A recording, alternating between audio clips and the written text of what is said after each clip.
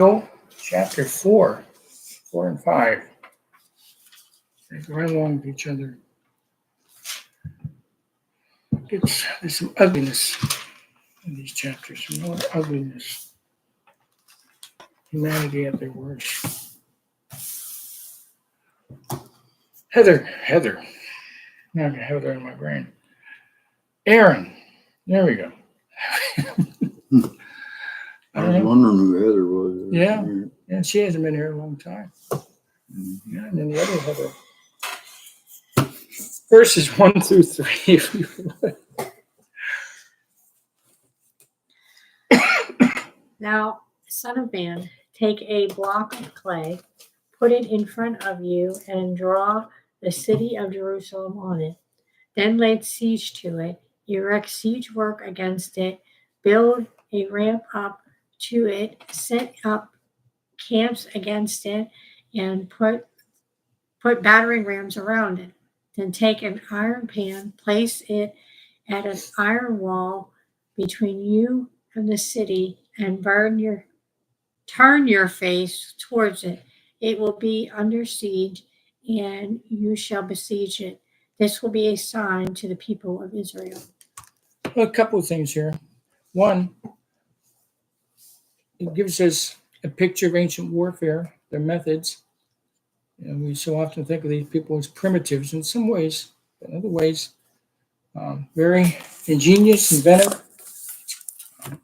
In my picture, I'm looking at Masada, the impregnable mountaintop that King Herod built a stronghold on, presumably against the Parthians. But when the Romans, during the Jewish rebellion, and it shows the ramp, what's left of the ramp that they built up there. It's amazing.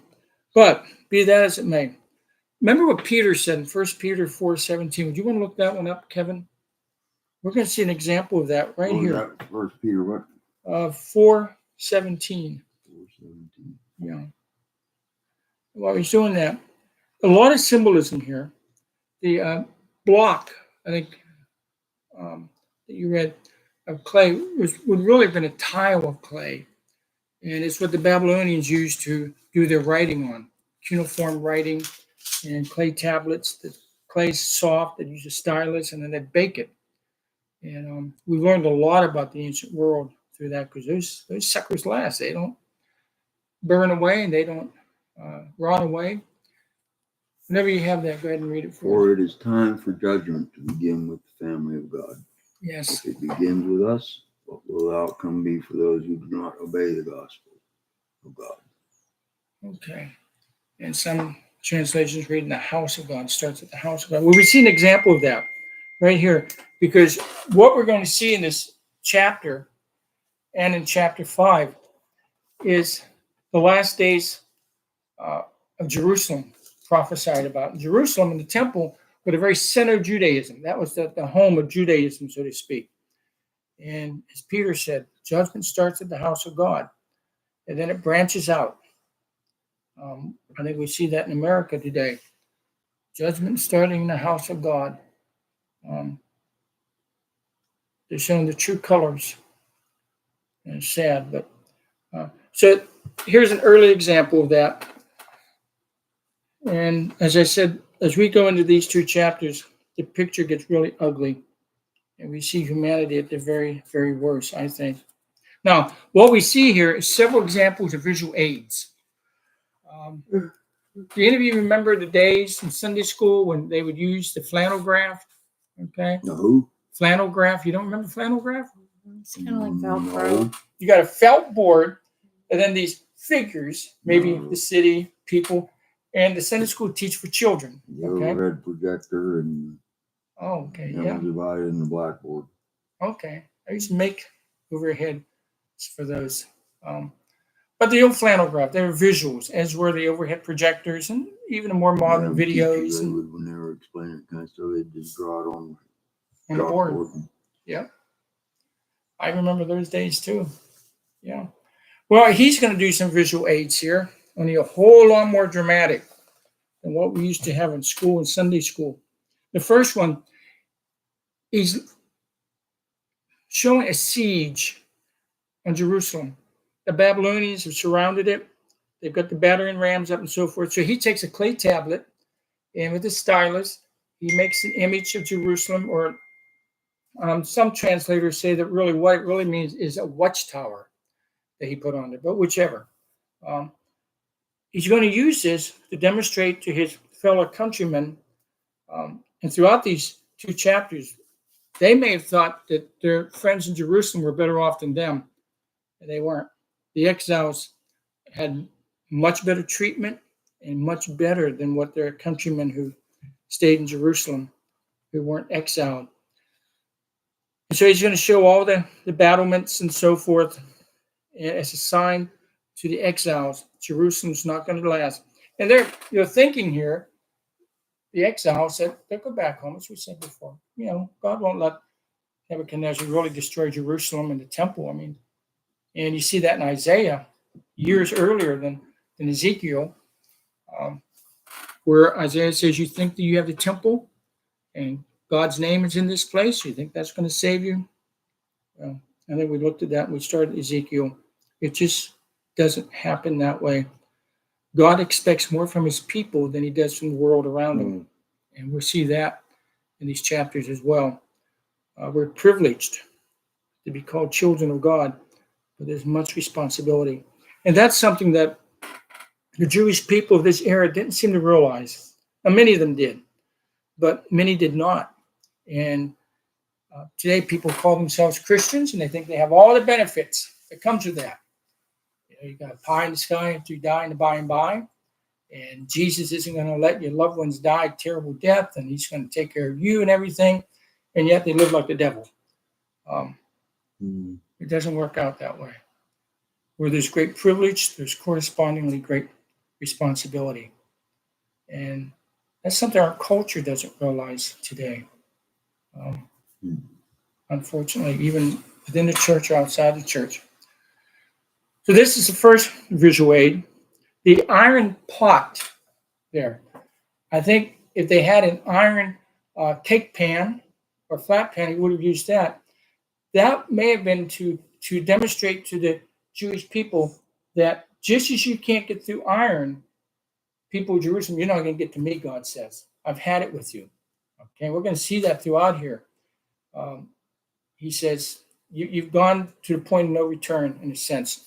What is the Rubicon? I think it was a river, I believe, in northern Italy that Caesar crossed. And once he took his legions across that Rubicon, he had declared war on Rome and on the Senate. I believe that was the river. And they had reached here at the point of no turning back. Hold on, I thought Caesar was. I thought Caesar was the Roman Empire. He laid the foundation for it. Some people call him the first emperor, but Augustus. Why did he seize Rome? If he's already there. Well, he did seize it, but he didn't declare himself emperor, and he didn't live long enough. So it was Rome before. Oh yeah, him? Not the empire, the republic. Rome was first a republic, a very healthy republic. Okay. The citizens, didn't feel they needed auxiliary troops, didn't need foreign troops. They defended the city themselves. As the empire goes on, though, Rome needed foreign troops, and they enlisted foreign troops. So a small state turned into a country. Yeah, it turned into an empire, the largest empire the world had seen to that point. In the ancient world, at least. I see. But yeah, the Senate had sent Caesar in order to disband his troops and return home. They were displeased with him. He was becoming too popular, brilliant military leader, and he knew what was coming. So he took his legions with him. The law said if you come across, I think it was a river Rubicon. If you come across that armed, you're committed treason. And he did. But his nephew, whom he adopted as his son, Augustus, Octavian, became the first emperor. And there's a time lapse between those two as well. So these people, they're like the plane pilot That once you go so far, you don't have enough fuel to turn around. You've got to keep going. And so they've reached that point. That iron pot, that iron pan between Ezekiel the prophet, who's representing God at this point, and the city, the message is, there's no respite here. The Babylonians are going to take you over. They're going to destroy you. Don't come crying to me. There's no sincerity there. They practice an external religion. They would go to the temple, do their sacrifices, many of them, but then they sacrifice to the pagan gods as well. And Ezekiel is going to tell us about that in these chapters. They're going to go to the high places and where the Canaanite altars were and commit horrible depravity. The Jewish rulers did when Christ walked. Yeah, external religion. Yep. Just like many in the church do today. And the sad thing is that we see a parallel here. I mean, obviously we don't use battering rams and catapults. We're much more sophisticated in how we kill. But human nature hasn't changed. Some say we've evolved into a higher life form, and evolutionists will tell you that. And we will eventually evolve into godhood, small G-O-D, godhood. And evolution will accomplish this great miracle for humanity. Sure it will, yeah. Okay, if they believe that, they're fools, but be that as it may. Full of caca. Yeah. Oh, yeah. That's putting it rather kindly. I was going to use the other words. Kevin, if you would read verses 4 through 8. Buffalo chips. Buffalo chips, yeah. Well, that's what he's going to use to cook his food. Cow dung. What the Indians used on board. The frontiersmen did as well. Because when you're on the plains, there's not much else you use for fuel. Okay? And so you go out and get the buffalo dung. It's dried, it's flat, and you burn it. And you use it for fuel. Oh, it gets worse as we go on here, lady. No, I hope I've you have read a it. strong stomach. I Did you read chapter 5? Verse 10? have read this book quite a few times. Okay. I know what's in it. If I can handle Leviticus, I can handle this. It's go ahead and read those verses if you would, Kevin. Well, I forgot what you told me. My mind Verses started 4 through 8. about- Who? 4 through 8 in Ezekiel. Oh, here. Your mind Okay. was thinking about what? What you were talking about. Oh, nothing important. You actually admit that. Yeah. Wow. You're thinking it. That's So. interesting. You're thinking. I love you, brother. Left side and put the sin of the house of Israel upon yourself. You are to bear their sin for the number of days you lie on your side. I have assigned you the same number of days as the years of their sin. So far, 390 days you will bear the sin of the house of Israel. After you have finished this, lie down again, this time on your right side, and bear the sin of the house of Judah. I have assigned you 40 days, a day for each year. Turn your face toward the siege of Jerusalem, and bear an armed prophecy against her. I will tie you up with ropes so you cannot turn from one side to the other until you have finished the days of your siege. Okay. What do you think he's talking about here?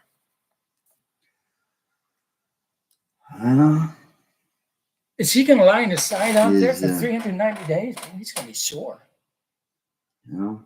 He's going to have to use the bathroom, too. Yeah, you're going to have a problem with that. I mean, so, I don't know, it's metaphorical, but I haven't got a clue how, in what manner. I mean, he's trying to show trying to school Ezekiel on the gravity of the situation. Is he trying to get Ezekiel to present the seriousness of it to the Jewish people? I don't know. I don't know. I didn't think it was. I thought it was. Anytime I read it, I thought it was actually because Ezekiel was the prophet that was a witness, or he was the one that everything was visual. God used him as a visual example of what was going to happen. So I always thought that it was like something that was reality. Like Yes, this is and, what yeah. this is what happened. This, you know, like he Yeah, so bore he the gets sins the whole idea he- of it. because he, you know, lost my train He of gets thought. the whole gist of the situation and understands it, how serious it is.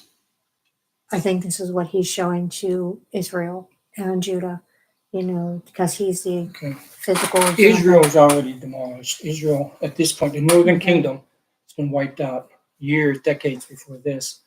Although some writers say this represents Israel as well, historically. We don't know what the 390 days represent, and as opposed to the 40 days. Now, each day represents a year, okay? But some have said, well, it represents the time that they spent in Egypt as slaves. And the 40 represents the years in the wilderness. Others say no, it represents the time from Solomon's apostasy. You know, Solomon's called. Okay. I have a question. Yes.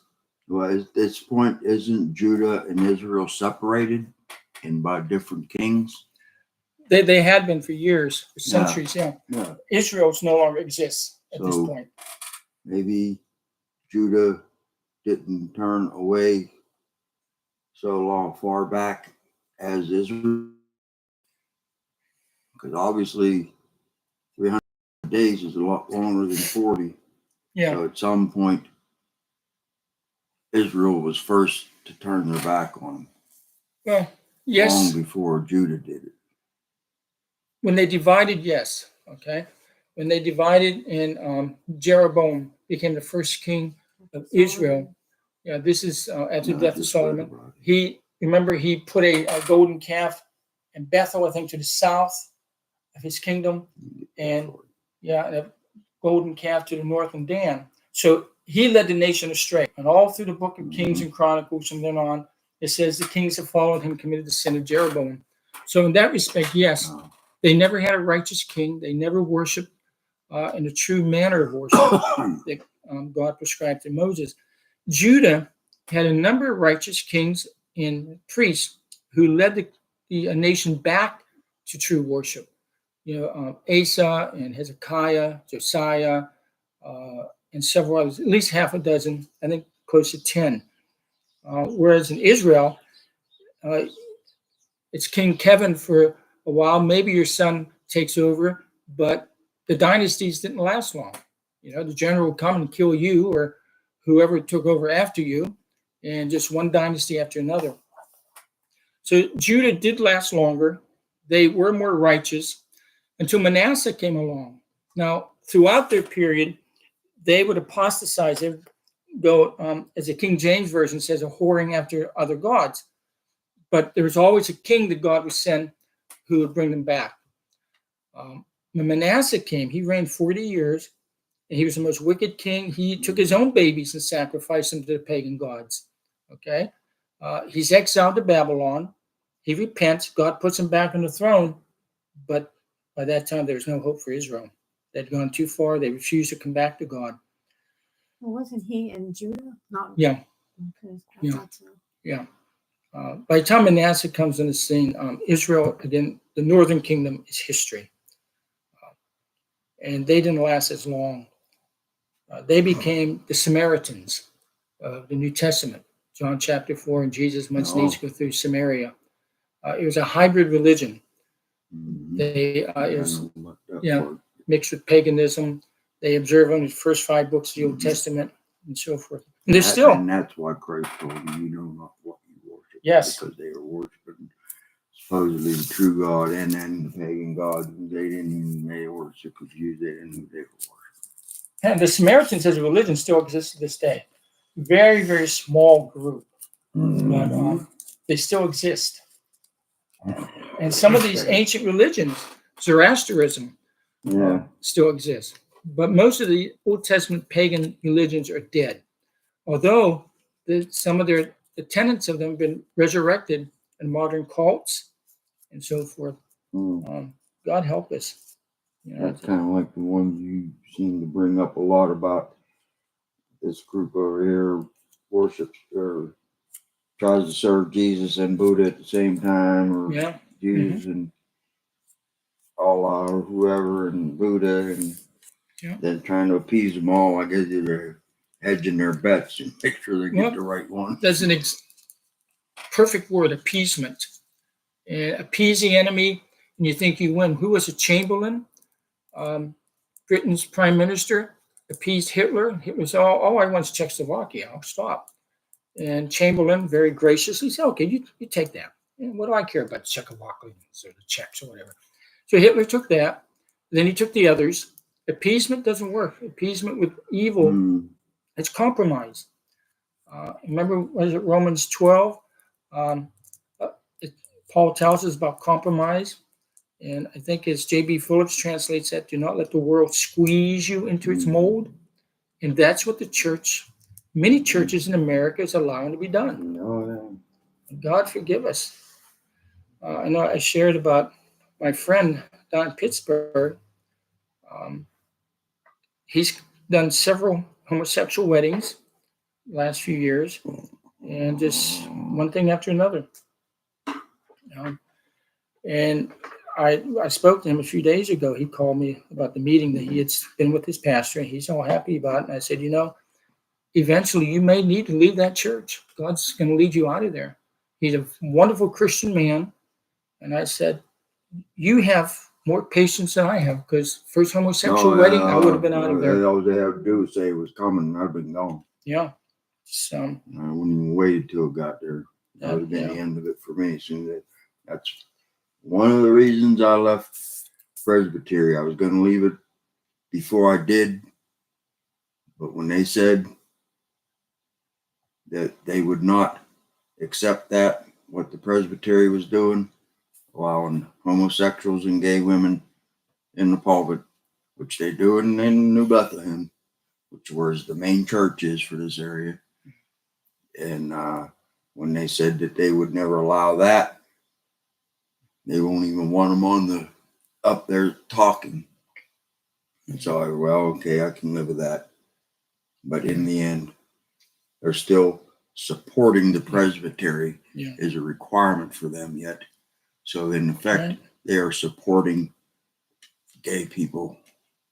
A lot of churches. So a lot of the that's no good. A lot of the people of the United Methodist Church, not the Free Methodists or the Wesleyan Methodists, entirely different, but in the United Methodist, there are Christians there who disagree with that. And many of them are split, but there's still some there thinking, well, maybe it's not going to change. It's not going to change. No. And so they stay.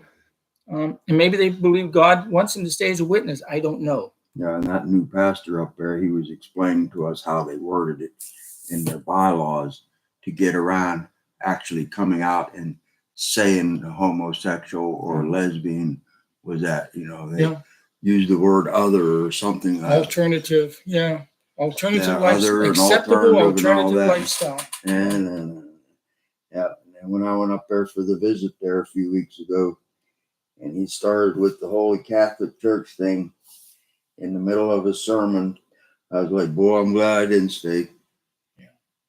There's nothing holy about the Catholic Church. Now, you may be, and I'll agree 100%. There are some Catholics who are true to Christ. They understand it. But I knew a man like that. Why they stay amongst them people, I don't know. Well, the man I knew back in the 1970s, beautiful, born-again Roman Catholic, he felt called of God to stay, I guess, as a witness. And God bless him. I don't think I could have handled it. No, and the Pope, he's their ultimate ruler, supposedly. Yeah. And he's condoning that shit. Yeah. Excuse me, but that's the best word I know to put, because that's about what it is. Yeah. Okay, so 390 days. Now, do you think he actually went out in public and laid on his side for 390 days? No, at first I kind of thought, man, that's a long time. But I guess he would bring the whole situation to light. No, I don't think he was able to do that. Probably when he would go out in public, whether it was on a daily basis or what, he would do this for a while. And people would say, hey, weirdo, Why are you lying on a sidewalk on your side like that? I mean, imagine it being in Fort City or Katanning or Freeport or wherever we live. Okay, some weirdo is out there lying on his side, comes out every day. Yeah, and that does would that. be effective. If you Yeah. or once a day went to where everybody would. That would open a where conversation, a lot of people wouldn't it? would see him. Yeah, oh yeah, eventually everybody would know. But the problem what we It would do wouldn't is take long. call 911 and say, "Got a basket case here. Come and get him. Probably. Yeah, come and get him. He's disturbing our peace." Or we come and get like Charlie Kirk. You know who Charlie Kirk is? No. Mm. He's a Christian that goes to these colleges and talks about Christ and Christian values and Mm. Yeah. advocates for pro-life and things like that. Yeah, they're not too popular. No, They do this. where he goes and he gets the college students come around. And most of them come there to try to discredit him, but not. They always fail. Well, it's kind of like Stephen in the Book of Acts. He's witnessing for Christ, and it says that the Jews can't refute his argumentation. That they can't. Even No. Saul was there, and they weren't able to the will that God gave him. Mm-hmm. Yeah. He still ended up dead. Who? He still ended up dead. Yeah. No, and his flesh did. Yeah. Yeah. That's Yeah. a lot of people who are Christians get scared of their flesh dying. Well, they shouldn't even be afraid of that. Many are, brother. Many are. Shouldn't And even those who shouldn't even aren't. be a factor. There have been cases where, they're willing to die, but then the persecutors threaten their families. But Mm. even some of them have said, "No, I won't." Yeah, that would be a rough one there because it's not just you at that point. Billy Graham's son Franklin, that's his name, when he was going through, I forget what country over there in Europe, former communist nation, but they were doing ethnic cleansing, and they showed him a film. He knew what was on the video, and he didn't want to watch it, at least from what I read. And the video showed a family. The father's told to rape his daughter. He says no. They kill him. The son comes and says, "You have sex with your sister, and we'll let you both live." So he does. And they killed him and sawed her in half. And I remember yeah. Yeah, they made a deal with him and they killed him anyway. Yeah. I remember that. And supposedly they sawed her in half. Can you imagine? I just don't remember what. I mean, man, the human brain is ingenious, Mm. When it's committed to God, it's a wonderful thing. When it's committed to Satan, it's hellish. Mm. Psychotic. Yeah, good word for it. So part of this time he's lying north, part of this time he's lying south. He's on his right side, he's facing one direction, the other. And again, the symbolism, they disagree on just exactly what it is, but he's dealing with the siege of Jerusalem. God wants the people, the exiles, to know that the sin has brought judgment, and they've been warned all along. Verses 9 following is through the end of the chapter is speaking on the my brain's not working right. The lack of food and so forth, and the siege. Ancient sieges were horrible, and maybe even in the modern era, in some respects, they were. Mm-hmm. Take wheat, barley, beans, lentils, millet, spelt, put them in a storage jar, and use them to make bread for yourself. You are to eat it during the 390 days you lie on your side. Weigh out 20 shekels of food to eat each day, and eat it at set times. Also measure out a sixth of a hin of water and drink it at set times. Eat the food as you would a loaf of barley bread. Bake it in the sight of the people, using human excrement for fuel, the Lord said. In this way, the people of Israel will eat defiled food among the nations where I drive them. Then I, Ezekiel, said, "Not so, sovereign Lord. I have never defiled myself. From my youth until now, I have never eaten anything found dead or torn by wild animals. No impure meat has ever entered my mouth." Very well, God said. I will let you bake your bread over cow dung instead of human excrement. Then he then said to me, I'm about to cut off the food supply. The people will eat rationed food in anxiety and drink rationed water in despair. For food and water will be scarce. They will be appalled at the sight of each other and will waste away because of their sin. Aaron, read Acts 10, verse 15. Now, remember, Ezekiel is a priest, and they were extra strict in obedience to the law and purity and so forth. And this fella, Ezekiel, had evidently been devout from his youth up. He says, I never ate anything. To eat any food cooked over dung or manure or crap, whatever you want to call it, defiled the food. Human excrement use was just utterly abhorrent to a devout Jew. Go ahead and read that. The voice spoke to him a second time. Do not call anything impure that God has made clean. Okay. That was No. whenever Peter was in the vision. Yes. Yes. He's in Joppa on a rooftop. He's napping before supper, before dinner. Goes to see the centurion. Yeah. Well, he has a vision. Yeah.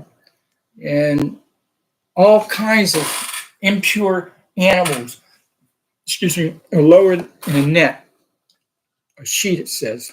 I think it's Watchman Nee and others view it as a net since he was a fisherman. But at any rate, God, the voice says, rise, kill and eat. I think it happened 3 times. Peter said, no. I'm a good Jewish boy.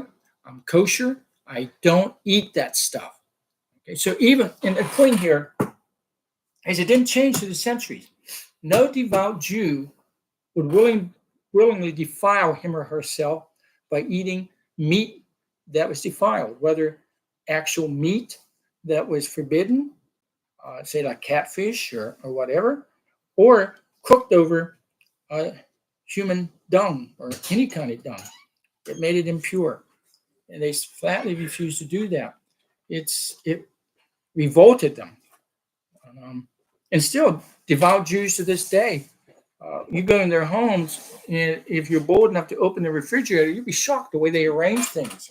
Okay, certain foodstuffs are here, and other stuff got to be a gap between them. They can't come in contact. Okay, and that's the way they feel. And when they go shopping, if there's not that little K, okay, like in some juices, and I think it usually has a circle around it, they won't buy it. That K shows kosher, is blessed by the rabbi. Okay, very devout. And so try to imagine Ezekiel's revulsion at this. But it's speaking here of the scarcity of food. Now, this is the ugly part. Kevin, turn to chapter 5, verse 10. Ezekiel chapter 5, verse 10. And Aaron, while he's doing that, look up Jeremiah 19:9. Yeah. Before we get, what's the theory or what's the end the ropes represent? Where they tie, what God said, Oh, when I he will tied tie him you up. up with the ropes. Yeah, what does that represent? I think what it represented was whether he actually tied him or symbolically, evil couldn't get loose. He's going to bind him to what he told him to do. Well, perhaps, or maybe, remember, he's representing on one part of it, God. Sometimes he's representing the people of Jerusalem. And so if you're bound, you can't get loose. Yeah, so he's basically binding him to his task. Well, yeah, you could say that. Yeah, that. Okay. And from the point of view of the exiles, or him representing the people of Jerusalem, okay, yeah, they're not going to get away from this. In fact, we're going to go on to see, God's going to say, now, shave your head, take a third of it here, a third of it here, and a third of it here. And then we'll read later in that chapter God's interpretation of that. And it's not pretty. I read Ezekiel several times, but I don't remember this one.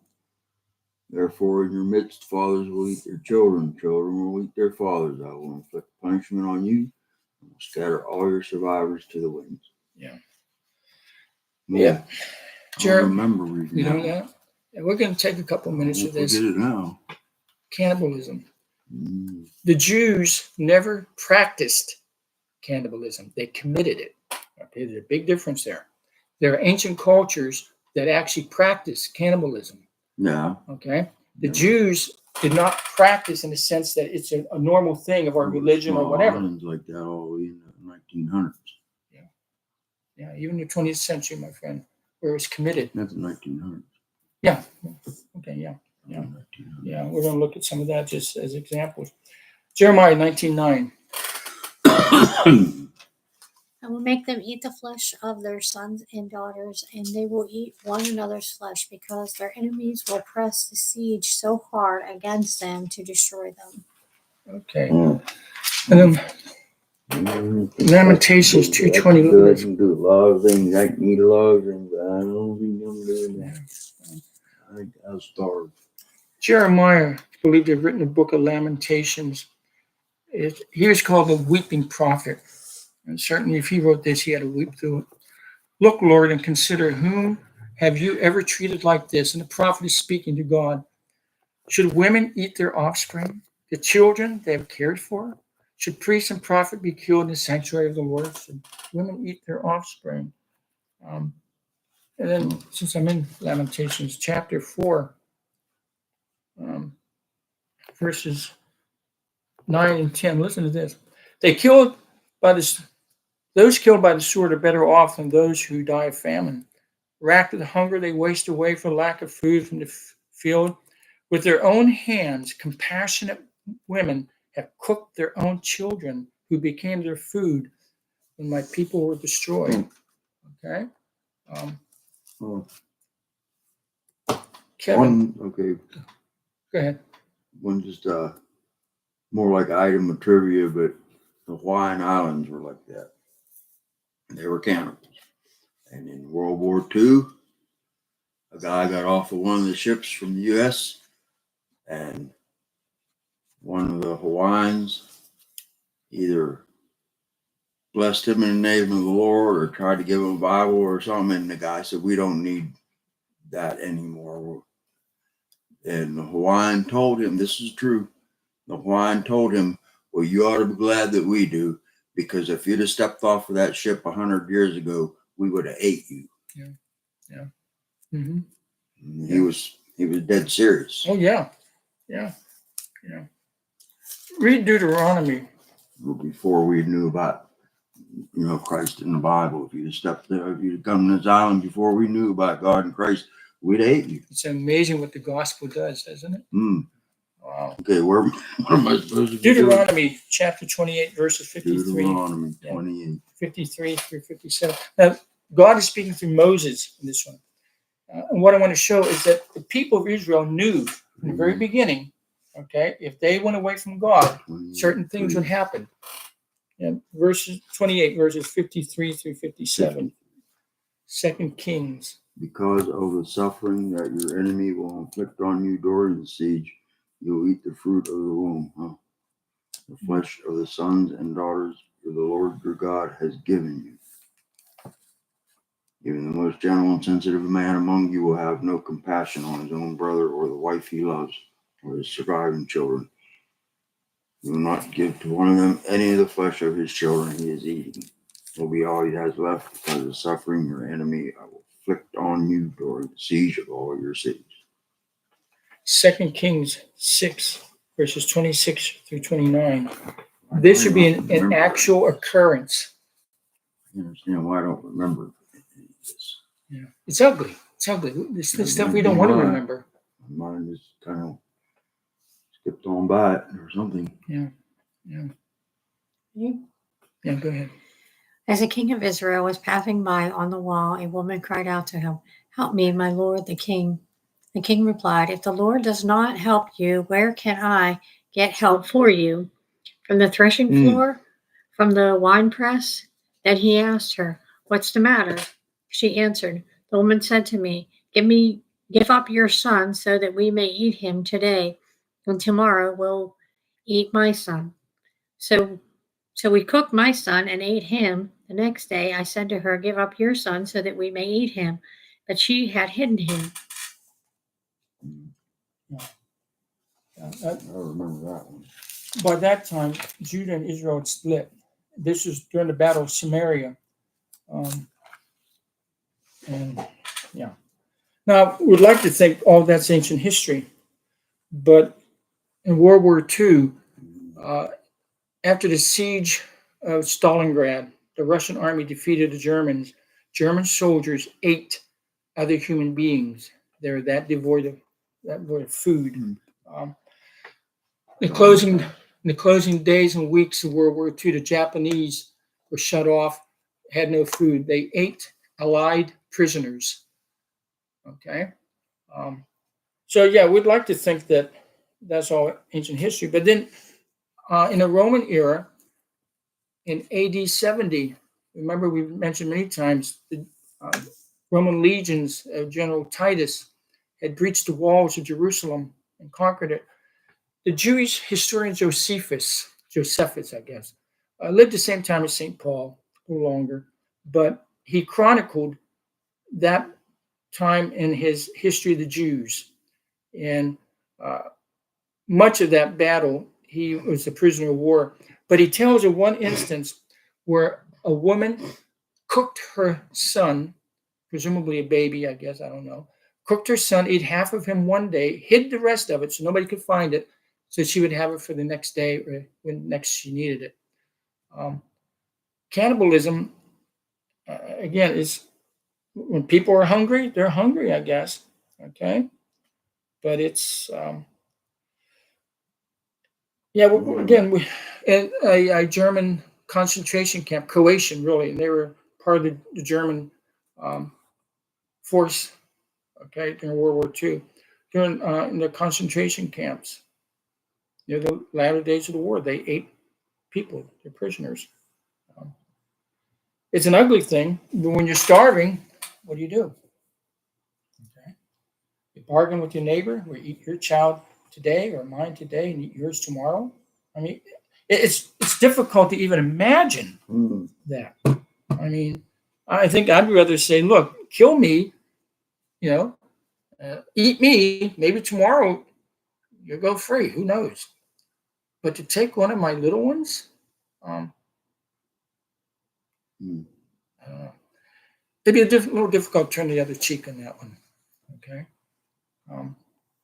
I've always felt especially any man who won't protect his family, we won't go any further than that because it's a vulgar expression there.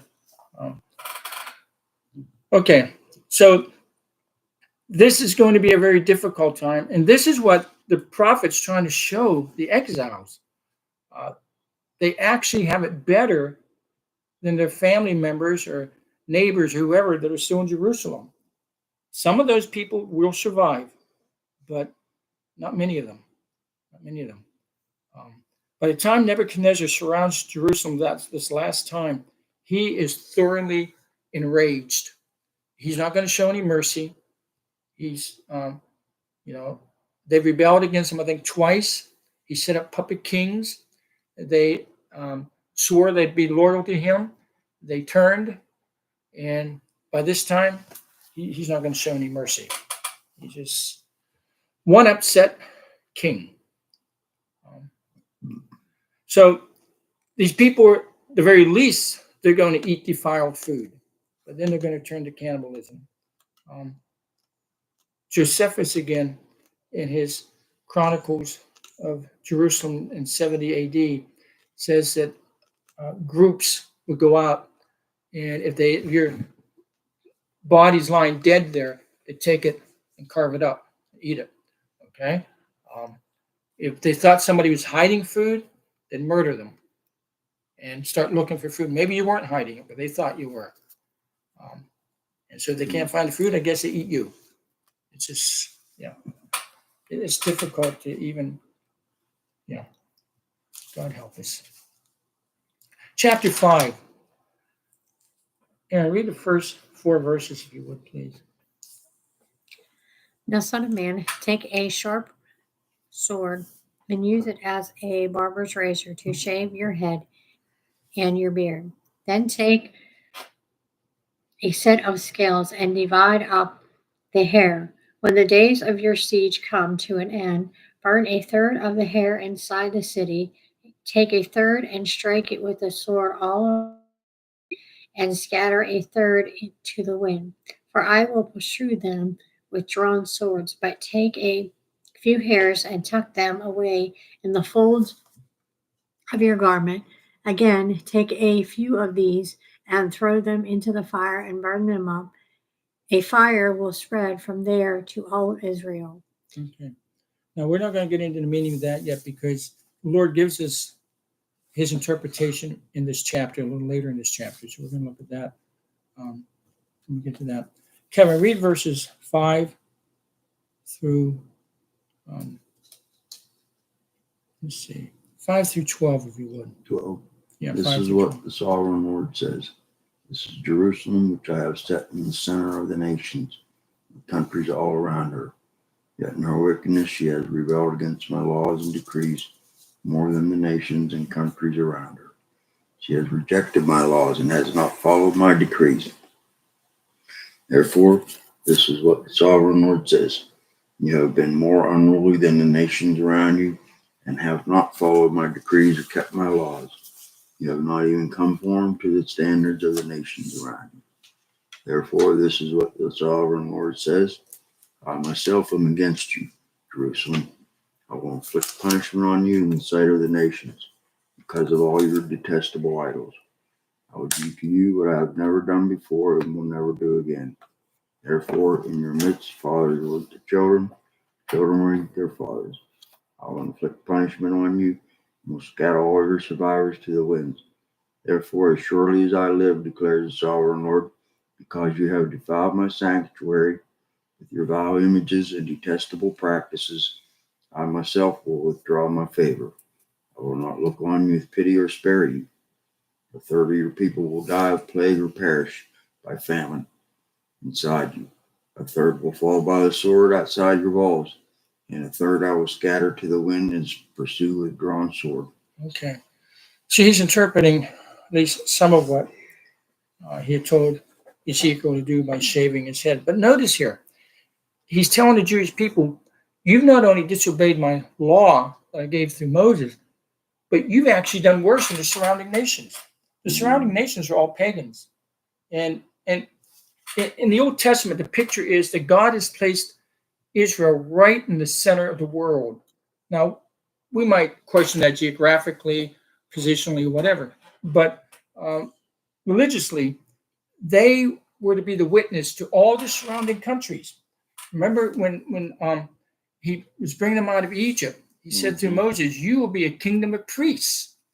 So in that sense, every Jew was to become a priest in a sense of showing the rest of the world around them that there was a better way, a God who loves. And then he had to say, well, that's not going to work. So Levi, the priest, would come through your tribe alone, and Aaron, there would be descended through you. Okay? But instead of being a witness for God, they went native. Remember what, a week or two ago, we mentioned, if you've ever seen the movie Dances with Wolves, which mine was not a very good movie, but he goes native, the American For me, it soldier. wasn't a very good movie. Did you enjoy it? That depicted what happened to the American Indians in a very precise way. Yeah, as a movie, though, I didn't care for it. It was very dragged out. But you're right, historically, it was accurate. Okay, it was very accurate. But the American soldier went native. And I guess you could say that's what the Jews did. They started worshiping as their neighbors did. They would go to the high places. The high places were places like hilltops or on mountains where there are Canaanite altars, and you can worship there, sacrifice whatever you're sacrificing, commit the sexual sin associated with it, and just okay. So they would meet their requirements at the temple, God's law, but then they'd just go and do whatever they wanted to do, go native, go. And he says that you're actually worse than the pagans.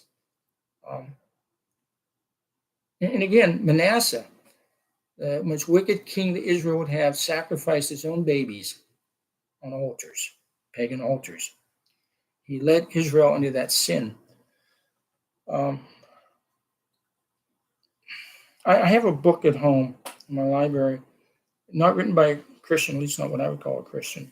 He describes the sins, well, he didn't call them sins, the worship practices of the ancient Canaanites, and they're hideous, sexually hideous.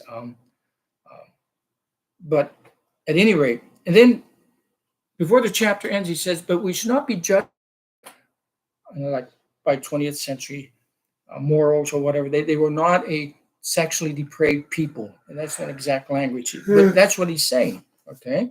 Yet fathers would put their wives, their daughters out in the field in the spring, and any man could come and have sex with them. No. And listen, it gets worse. Now, if nobody comes, then he'll turn to his sons, go and have sex with your mother, your sisters, or whatever. Okay. Or he would go out and have sex with his daughters. And they believed that that would bring the blessing of their pagan god Baal to fertilize the fields. Okay. Just because they justified it in their mind. Yeah, exactly. Trans people and woke people are doing now doesn't mean that it wasn't. What was the word you used? Depraved? Depraved, yeah. It was. It was depraved, yes, by any standard. Yeah. They call it nature worship, ancient Canaanite religion. And it was. They were worshiping nature, worshiping the devil. Not that the devil is nature, but, natural it's hideous. Desires of the body. I mean, yeah. In a perverted way. Yeah. Very perverted. Very perverted. And he says, Israel, Judah, he says, you're worse than the nations surrounding you. You should know better. Now, they might say, well, we're not doing anything they didn't do, but you know better. Now, it may well be that the Canaanites did not know better. They've been taught for centuries that this is the way their pagan gods wanted things done. There's no excuse, okay? But the Israelites knew better.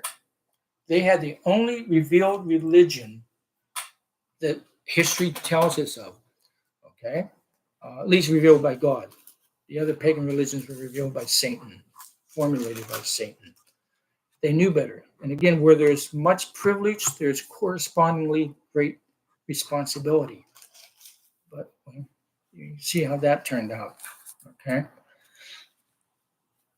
Then my anger will cease, my wrath against them will subside, and I will be avenged. And this is God speaking. And when I spent my wrath on them, they will know that I, Yahweh, the Lord, have spoken in my zeal. I will make you a ruin and a reproach among the nations around you, in the sight of all who pass by. You will be a reproach and a taunt, a warning, an object of horror to the nations around you when I inflict punishment on you in anger and in wrath, and with sting and rebuke. I, the Lord, have spoken. When I shoot at you with my deadly and destructive arrows of famine, I will shoot to destroy you. I will bring more and more famine upon you and cut off your supply of food. I will send famine and wild beasts against you, and they will leave you childless. Plague and bloodshed will sweep through you, and I will bring the sword against you. I, the Lord, have spoken. Now, he's mentioning here, I think, the 3 or 4 most, manners of death in the ancient world. Starvation, pestilence, wild beasts, and I don't know if there's a 4th one in there or what. And so this was common in warfare in the ancient world. And again, I wish we could say, well, yeah, they were barbarians, we're civilized people. But some of the stories you hear from Vietnam vets, okay? And if you read the documentation of the Second World War, you can see the Japanese weren't civilized. They were very civilized. The German soldiers, very civilized, okay? But some of the atrocities, I guess it depends how we define civilization. And these ancient people, they weren't dummies. I mean, they certainly didn't have the technology we have today, but they built some of the greatest, longest lasting buildings the world has ever seen. They are great militarists, very intelligent people. The philosophers of Greece are still studied, and unfortunately, incorporated into the church in some areas. But have we changed any? Are we any better than what our forebears were? We just do it differently. Yeah, yeah. They killed with arrows and stones and battering rams. We demolish whole cities with one bomb. Yeah. But so God here is telling them that the end is coming. It's not going to be pretty, but they were warned through the prophets. Isaiah had warned them, Hosea, Jeremiah, a host of others. Okay, a host of others. And there's prophets who did not write books. Some of them are named in the Bible, warned them. Elijah, Elijah, and other prophets. But and can we really separate this from America today? That's one of the things that bothers me. You know, we don't sacrifice our babies on pagan altars, but we sacrifice them for convenience. And I don't want to go struggling for first place. That's for sure. Yeah, it's not funny, but you know, but it just gets so ridiculous. Yeah. The whole world.